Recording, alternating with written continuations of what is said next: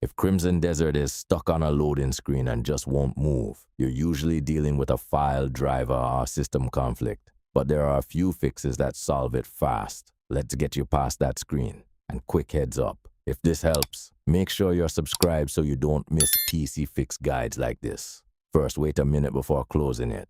Some loading screens look frozen, but are still processing shaders or assets in the background, especially on first launch. If it's been a few minutes with no progress, move on to the next fix. Next, verify your game files. Open your launcher and use the Verify Integrity option. Corrupted or missing files are one of the biggest reasons games get stuck loading. Now update your graphics drivers. Go to NVIDIA or AMD's official site and install the latest drivers. Outdated drivers can cause loading loops or freezes before gameplay starts. Another big fix is installing or updating DirectX and Visual C++ redistributables. If these are missing or outdated, the game can't properly load certain assets and get stuck. Disable all overlays and background apps. Turn off Discord overlay, Steam overlay, and recording software. These can interfere with the loading process and cause the game to hang.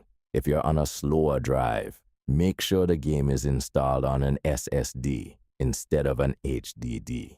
Loading large open-world assets from an HDD can cause long freezes or infinite loading screens. Also, try launching the game as administrator and make sure your antivirus isn't blocking any game files. Add the game folder to your exceptions list if needed. Pro tip: if this is happening after an update, restart your PC before launching again. It clears cache data and fixes a lot of loading issues instantly. If this video helped you, hit the like and sub. If not, drop a comment with where it gets stuck and I'll help you fix it.